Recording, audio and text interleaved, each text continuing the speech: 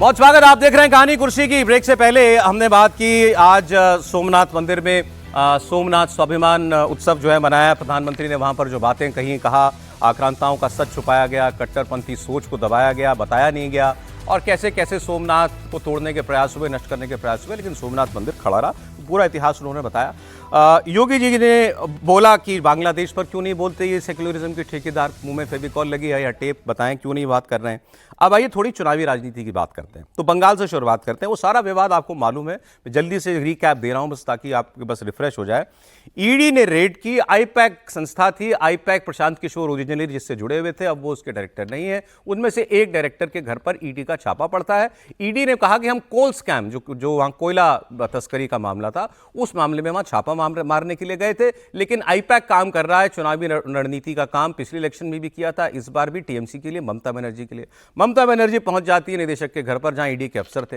वो अपने साथ डीजीपी और पूरा पुलिस दलबल लेकर के जाती हैं। वहां से फाइलें और हार्ड डिस्क और क्या क्या तो वो अपने साथ लेकर के आ जाती। बताया जाता है यही वो फाइल है। अब ममता जी ने कहा कि मैं वहां बतौर मुख्यमंत्री नहीं गई थी, मैं गई थी टीएमसी चेयरमैन के नाते, क्योंकि ये हमारी इलेक्शन स्ट्रेटेजी और हमारा डेटा और हमारी गोपनीय बातें जानने के लिए ईडी को आगे करके बीजेपी वालों ने वहां पर इनको भेजा था। ये सारा कुछ विवाद हुआ। मामला पहले हाईकोर्ट में गया। अच्छा, ममता जी ने दो एफआईआर करा दी ईडी के खिलाफ कि ये टीएमसी चेयरमैन हो और ये लोग हमारा डेटा चोरी करने गए थे। हाईकोर्ट में मैटर को लेकर के गई ईडी कि ऐसा ऐसा हमारे साथ हुआ है और इस पर निर्देश जारी किए जाए। वहां सुनवाई नहीं हो पाई, वो 14 तारीख को होगी। तो ईडी पहुंच गई अब सुप्रीम कोर्ट। सुप्रीम कोर्ट में ईडी ने मांग की है कि इस सारी घटना की सीबीआई जांच कराई जाए, कि जो व्यवहार हमारे साथ हुआ, जो एक चुनी मुख्यमंत्री ने किया, इसकी सीबीआई जांच होनी चाहिए और वो क्या चीजें वहां से उठा करके ली गई हैं, उसके अंदर क्या डेटा है, ये सबको पता चलना चाहिए। और वो संपत्ति ईडी चूंकि उसको जब्त करने वाला था, तो वो तो हमारे उसकी कस्टडी हमको मिलनी चाहिए और सीबीआई की पूरे मामले में जांच हो, ये वो मांग लेकर के गई। इस बीच में टीएमसी ने उस पर पहली कैविएट दाखिल कर दिया कि सुप्रीम कोर्ट जो भी सुनवाई करे, आदेश देने से पहले हमारी बात सुनी जाए, ताकि वो वन पार्टी एक ही पक्ष से फैसला ना आ जाए। ये इस पूरे मामले का अभी तक का अपडेट है। इसके बाद कल रात की घटना ये है कि शुभेंदु अधिकारी कह रहे हैं मैं अपनी गाड़ी से आ रहा था और मेरी गाड़ी के ऊपर हमला हुआ। हमला करने वाले उन्होंने कहा टीएमसी के गुंडे थे। ये उनके शब्द है, मेरे नहीं। और उन्होंने कहा कि इतनी हिम्मत केवल बंगाल में हो सकती है। ये तस्वीर आती है, ये केवल बंगाल में ही हो सकता है कि लीडर ऑफ अपोजिशन की गाड़ी के ऊपर ऐसा हमला कर दिया जाए। अरे बंगाल में ये पहले भी हो चुका है। जेपी नड्डा जी जब अभी भी वैसे तो अध्यक्ष वही हैं, लेकिन पहले जब थे तो चुनाव में उनकी गाड़ी के ऊपर पत्थर फेंके गए थे। कैलाश विजयवर्गीय के ऊपर भी ये हो चुका था। चुनावी हिंसा में बंगाल में ये ट्रेनिंग कहाँ से किसने शुरू की थी, लेकिन ली सबने है। तो ये वहाँ पर क्यों होता है, ये हो गई दूसरी बात। लेकिन जो सबसे इंटरेस्टिंग बात है वो अभिषेक बनर्जी की। मैं आपको सीधे अभिषेक बनर्जी का बयान सुनाता हूँ। अभिषेक बनर्जी अपनी सभा में बात कर रहे थे और उन्होंने बात करते करते ये कहा, पूरा देश भगवा हो जाए, ईडी लगा लो, सीबीआई लगा लो, आईटी लगा लो, पूरा देश भगवा हो जाए तो भी बंगाल बचा रहेगा, बंगाल भगवा नहीं होगा। शब्द भगवा इस्तेमाल किया था उन्होंने। अभिषेक बनर्जी सुना दीजिए। এই বাংলায় কে কি করবে বিজেপির নেতা ঠিক করবে, আমরা করতে দেব না। সারা দেশও যদি গেরুয়াময় হয়, একা বাংলা ডুববে। এই দেশকে বাংলা পথ দেখাবে। আপনার যত ক্ষমতা আছে আপনি ইডি লাগান, আপনি সিবিআই লাগান, আপনি ইনকাম ট্যাক্স লাগান, আপনি কেন্দ্রীয় বাহিনী লাগান, আপনি নির্বাচন কমিশন লাগান, আপনি মিডিয়া লাগান, আপনি ইনকাম ট্যাক্স লাগান, যত অর্থ বলেছে প্রয়োগ করুন। একদিকে আপনার সাথে ইডি जो करना है कर लो। वो कह रहे हैं पूरा देश गेरुआ में हो जाएगा। गेरुआ शब्द इस्तेमाल किया, बंगाल नहीं होगा। वो ठीक बोल रहे हैं। अच्छा, वो इसलिए ठीक बोल रहे हैं कि बंगाल में आपने मुसलमानों की आबादी 37% है और जब तक आप उन 37% को कन्वर्ट नहीं कर लेते हैं या वो कन्वर्ट नहीं हो जाते, तब तक तो आप बंगाल को आप गेरुआ कर नहीं सकते हैं। और उस 37% पॉलिटिकल सर वो मतलब सत्ता, सुनिए तो सही, वो सच्चाई भी तो मैं बता दूं। और बांग्लादेशी घुसपैठियों को जो बढ़ा करके मेहमान और राजनीतिक दामाद बना करके रख लिए हैं उन्होंने, और सिर्फ और सत्ता की लिप्सा के लिए, सत्ता चाहने के लिए बंगाल को जिस नरक में डाल दिया है ममता बनर्जी ने, वहां से बंगाल क्या उभर करके निकलेगा क्या? बंगाल वहां से, यदि बीएल संतोष कहते हैं कि वहां सभ्यता की लड़ाई लड़ रहे हैं, तो वही तो बात है। उसे सोमनाथ से जरा जोड़ करके देखिए, ये वही तो जिहादी हैं जो बांग्लादेश के अंदर जो कर रहे हैं, बाहर कल जाकर के मेजोरिटी बंगाल में हो जाएंगे, तो क्या जिहादी वो बांग्लादेश में जो कर रहे हैं वो बंगाल में नहीं करेंगे क्या? भारत के अन्य देशों में, भारत के अन्य क्षेत्रों में नहीं कर रहे हैं? नहीं तो आप क्या कह रहे हैं? गलतफहमी किसी को मन में नहीं होनी चाहिए। आप बात, चूंकि आपने डेमोग्राफी की बात कर दी, आबादी 37%, 40%, जो भी बिल्कुल सही कहा उन्होंने। सुनो ना, वो ये कह रहे हैं कि पूरा बीजेपी पूरा बंगाल जीत ले, पूरा देश जीत ले, बंगाल में सरकार नहीं बनाएगी। उन्होंने यही कहा कि बंगाल में भगवाकरण नहीं होगा, सरकार बनाने की बात नहीं की है। वही कह रहे हैं, भगवाकरण नहीं करेगा। प्रोफेसर साहब आज इतने आवेश में और भाव में आके कि इतिहास तथ्य सब जो है सच्चाई बता रहा हूं मैं, सब उसका शिकार हो गए। हूं। अभी पिछले उन्होंने कहा था कि गजनी से वो मक्का मदीना पहुंच गए थे, जो तथ्यात्मक बात नहीं थी। अभी उन्होंने जो बातें कही, सबका साथ सबका विकास करने वाली राजनीतिक दल और सरकार के बारे में कोई ये कहना कि कोई वर्ग विशेष के इतने परसेंटेज हुआ है और ऐसा होगा वैसा होगा, मुझे लगता है बंगला में बात कर रहे थे और राजनेता बहुत गलत बातें कहते हैं। अगर उन्होंने बात कही है भगवा, उसकी भर्त्सना होनी चाहिए। किसी धार्मिक उससे उनको एक राजनीतिक चुनाव हो रहा है उसको नहीं जोड़ना चाहिए। लेकिन जो बंगाल की पूरी जो इस समय राजनीतिक कैफियत है सौरभ, वो पूरी राजनीतिक है। ईडी का ये जो रेड हुई है ये आपत्तिजनक है, इसकी टाइमिंग आपत्तिजनक है। एक जो पॉलिटिकल कंसल्टेंसी की फर्म जो 2014 से काम कर रही है, जिसने नरेंद्र मोदी अमित शाह जी के साथ काम किया, उसके आज 12 साल के बाद में उसके ऊपर चुनाव से पहले रेड करना, और ईडी का खुद रिकॉर्ड देख लीजिए। मैं तो आपका अभी तक का जो आपकी सेंस बंगाल इलेक्शन को लेकर के बन रही है, मैं वो जानना चाहता हूं। बीजेपी क्या कुछ पिछली बार से ज्यादा चुनौती दे रही है ममता बनर्जी को? बीजेपी तो मुझे देखिए एक बात सौरभ, चुनाव में क्या होगा ये हमें मई में पता चलेगा, लेकिन बीजेपी अपने पैर पे कुल्हाड़ी मारने में बंगाल में बहुत ज्यादा माहिर है। ये इस तरह का देखिए कोई कोर्ट कचहरी से ये फैसले होते हैं, ये राजनीतिक चुनाव है, आप राजनीतिक में जीतिए। ये पैर पे कुल्हाड़ी किस क्या ये जो ईडी का सहारा लेके अगर सरकारी और करके और एक वो पॉलिटिकल कंसल्टेंसी की फॉर्म के ऊपर, क्या उससे ममता बनर्जी को राजनीतिक रूप से नुकसान पहुंचाया जा सकता है? ये सोच ही बहुत ही मतलब आपत्तिजनक इस मामले में है। संवैधानिक संस्था नहीं है आईपैक, कोई संवैधानिक संस्था नहीं है कि ईडी उसके ऊपर जा नहीं सकती। नहीं, ईडी टाइमिंग आप देखिए, धंधे करती है, पॉलिटिकल कंसल्टेंसी ममता बनर्जी का काम नहीं देखते, तमाम पार्टियों का काम देखते हैं। और कॉल स्कीम को लेकर आईपैक पे बिल्कुल, अगर आईपैक अनुचित तरह के अगर ममता बनर्जी को लेकिन चुनाव से पहले नहीं तो कोई ये तो समझ में नहीं आता। भाई आईपैक में अगर गई तो ममता बनर्जी को आपत्ति थी, ममता बनर्जी हाईकोर्ट जा सकती थी इसके खिलाफ। 1500 लोगों में से 5 लोगों के ऊपर तो आपने ये चार्ज प्रूव नहीं कर पाई है ईडी का ट्रैक रिकॉर्ड देखिए, पार्लियामेंट में दिया गया। ठीक है, अब मेरा एक लाइन अभिषेक को नहीं कहना है, मैं कह रहा हूं अभिषेक अगर ये कहते हैं बनर्जी, बहस तो हो चुकी, तो पुरानी बहस हो गई, करना चाहिए। अभिषेक को लेकर कहना है सर, अभिषेक बनर्जी अगर ये कह देते कि भाई कमल का फूल पूरे देश में खिलेगा लेकिन बंगाल में भारतीय जनता पार्टी का कमल का फूल नहीं खिलेगा, तो समझ में आता है कि उन्होंने राजनीतिक बयान दिया है। आप भारतीय जनता पार्टी का विरोध करते हुए आप भगवा का जिक्र कर रहे हो, क्या भगवा भारतीय जनता पार्टी का सिंबल है? भगवा तो हिंदुत्व का है ना, आप मानते हो ना, श्रद्धा का है ना, तो बीजेपी के लिए पवित्र है। आप पूरे हिंदू समाज को गाली दे रहे हो, आप पूरे हिंदू समाज को चुनौती दे रहे हो। मैं बात से सहमत हूं। असदुद्दीन ओवैसी ने भी कल आपत्तिजनक बयान दिया। तमाम महाराष्ट्र में जो वो बीएमसी का चुनाव हो रहा है वहां के ऊपर भी सारे ओवैसी कौन सा बयान आपत्तिजनक ने कहा कि वो महिला, बताइए उनकी पार्टी में आज तक एक मुस्लिम महिला पार्षद नहीं बनी है 1971 से लेकर आज तक। नहीं, लेकिन वो कह रहे हैं भाई पूरा देश हो जाएगा लेकिन बंगाल नहीं होगा गेरुआ। त्रिपाठी जी नहीं, देखिए एक तो ये कि ये कहना जो वंदे मातरम की भूमि है, जो बंकिम चंद्र चट्टोपाध्याय और रविंद्रनाथ ठाकुर की भूमि है, जो स्वामी विवेकानंद की भूमि है, वहाँ कहना कि वो गेरुआ और भगवा नहीं होगा, तो मैं कहूँगा कि ठीक है, थोड़े दिन और सिर गाड़ के रखिए। ये ठीक है कि मुस्लिम सूफियों का भी रंग गेरुआ होता है, सूफियों का भी रंग गेरुआ होता है, और गेरुआ तो मतलब भगवा के बिना तो इसकी पूरी सृष्टि की रचना की ही नहीं जा सकती। सबसे पवित्र जो होता है आग का रंग होता है, हवन, इसीलिए हिंदू धर्म में उसको सबसे तो पवित्र रंग वो होता है जब तप के निकलता है। लेकिन खैर, जो कह रहे हैं, जो प्रोफेसर साहब ने कहा वो ठीक है, वो सुनने में तो अच्छा लगता है, खतरनाक दिखता है इस लिहाज से कि अगर कोई घुसपैठिया तय करेगा हमारा देश तो खतरनाक भी है, बांग्लादेशी वाला। लेकिन 37% घुसपैठिए हैं, इसके आधार पर अगर आप ये चुनौती दे रहे हैं कि बांग्लादेश बंगाल का भविष्य तय करेगा, तो मुझे लगता है कि अब थोड़ी गड़बड़ी कर रहे हैं अभिषेक बनर्जी, गलत राह पर जा रहे हैं। और जब ममता बनर्जी को बंगाल में जगन्नाथ जी का मंदिर बनाना पड़ जाए तो आप समझिए माहौल बदला है।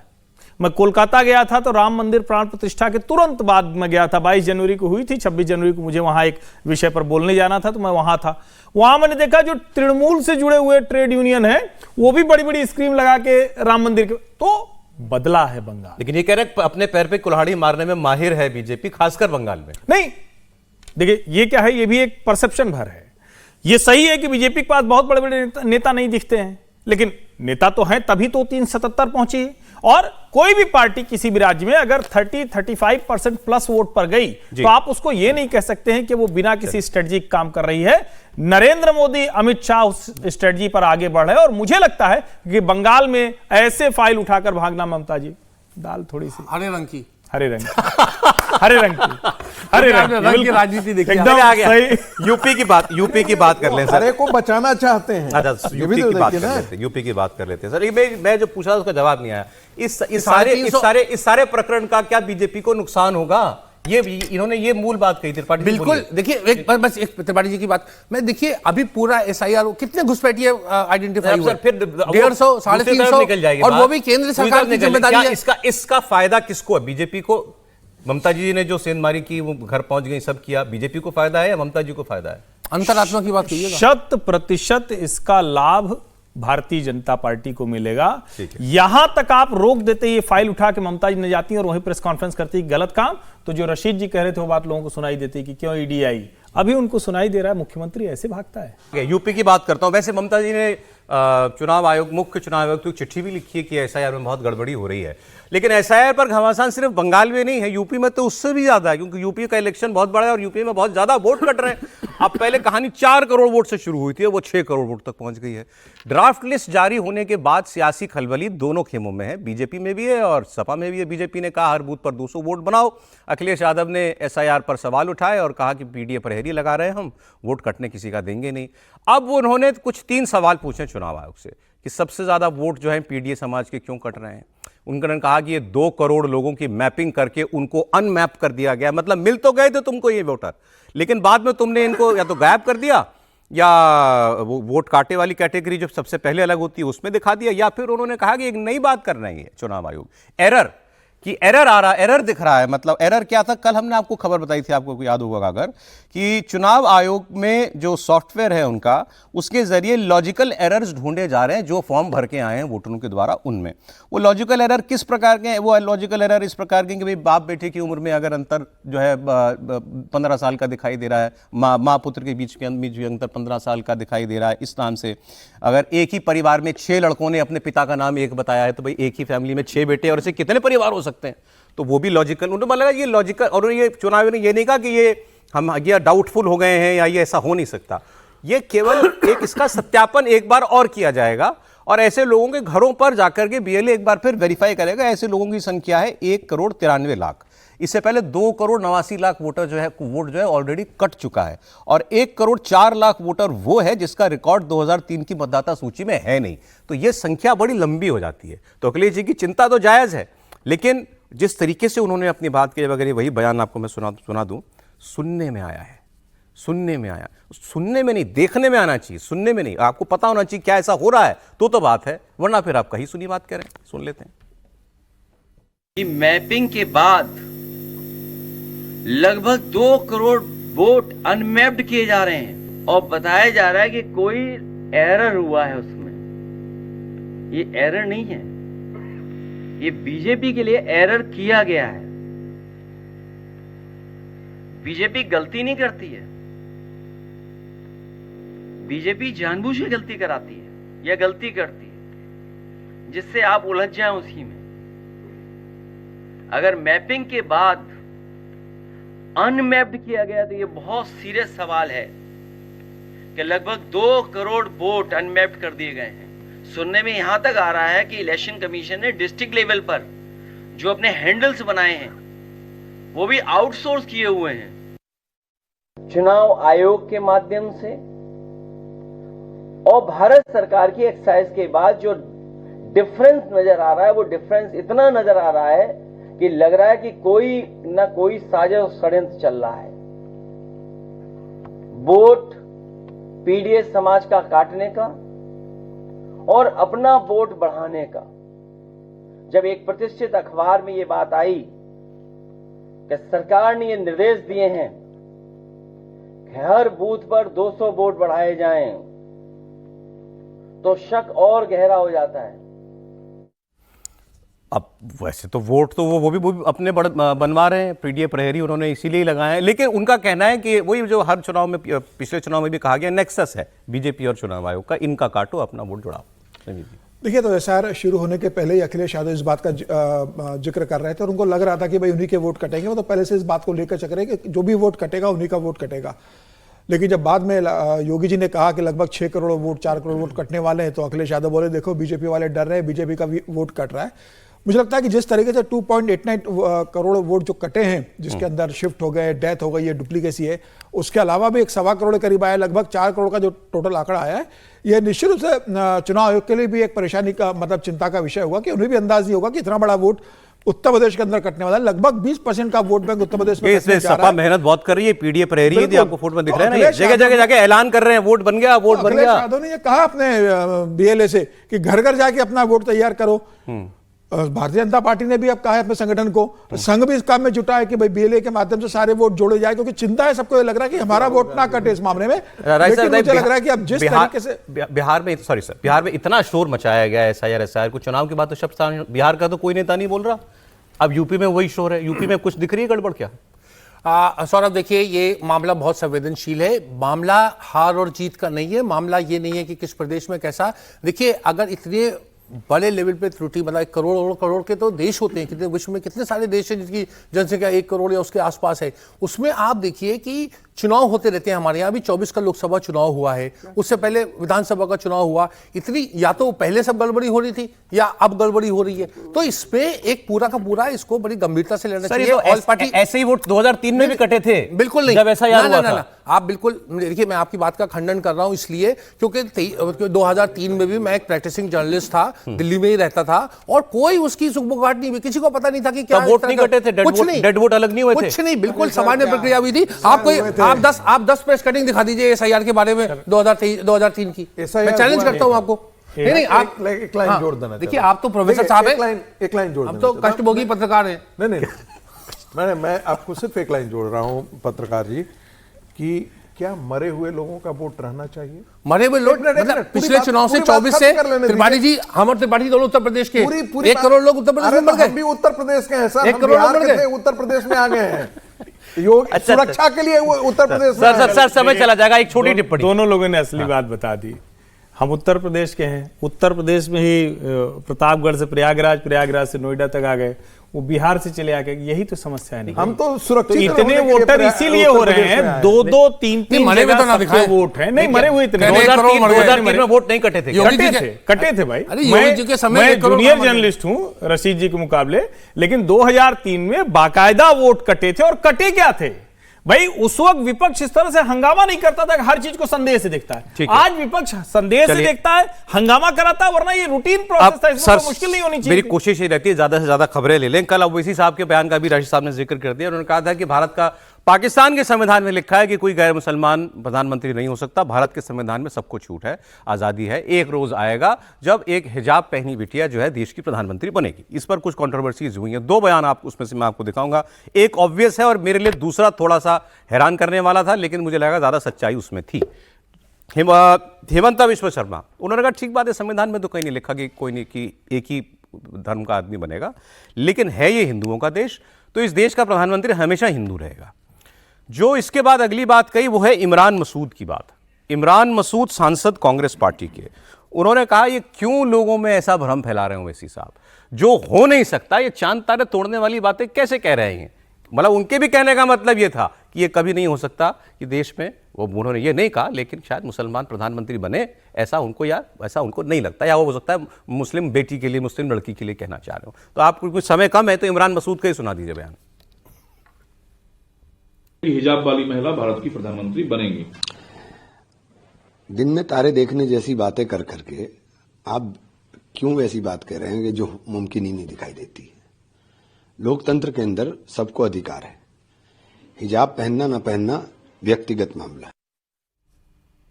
अब बताइए, चांद तारे तोड़ने वाली बात क्यों कह रहे हैं? इसका मतलब तो यही हुआ ना कि वो मानते हैं ऐसा नहीं हो सकता।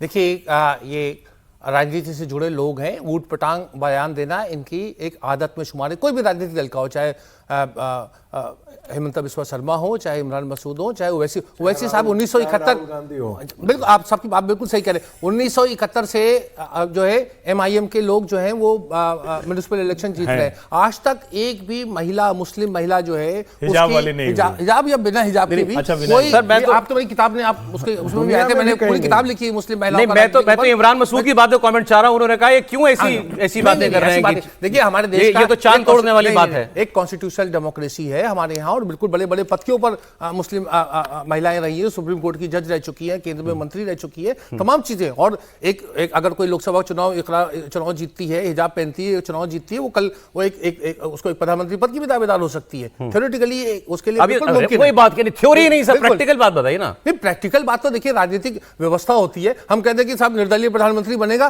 तो आपको लगेगा अजीब बात है, लेकिन बिल्कुल संभव है। त्रिपाठी जी, चंद्रशेखर जी प्रधानमंत्री बने, कितने सदस्य थे उनके साथ? नहीं देखिए, एक तो ये कि बिना किसी किंतु परंतु के ये हम पाकिस्तान वाले अपराध बोध में भारत को न डालें भाई। मुसलमान देश बना है, ये देश मूल रूप से हिंदू देश है, इसीलिए आप सेकुलर सबका देश है। नहीं, सबका देश है, बिल्कुल हिंदू देश है इसीलिए सबका देश। ये देश हिंदुओं का है जिसमें सभी लोग रहते हैं। नहीं, हिंदू देश है इसीलिए सबका देश है। हाँ। मैं अगर जावेद अख्तर के शब्दों सही में बात कहूं, मैं अगर अटल बिहारी वाजपेयी के शब्दों में आप मुद्दे पे नहीं आ रहे हैं। मैं मुद्दे पे आ रहा हूं। क्या एक दिन आ सकता है कि देश का प्रधानमंत्री मुसलमान हो, स्पेसिफिकली जो ओवैसी ने कहा मुसलमान लड़की हो? नहीं, एक तो वो भी हिजाब वाली तो कोई न हो भाई। लड़कियों को बहुत अत्याचार कर रहे हैं, बंद कर दीजिए। जहां तक रही मुसलमान बनने की बात, अब्दुल कलाम जैसा मुसलमान राष्ट्रपति बिल्कुल बने, फखरुद्दीन अली अहमद बने, जाकिर हुसैन साहब बने, 3 बने।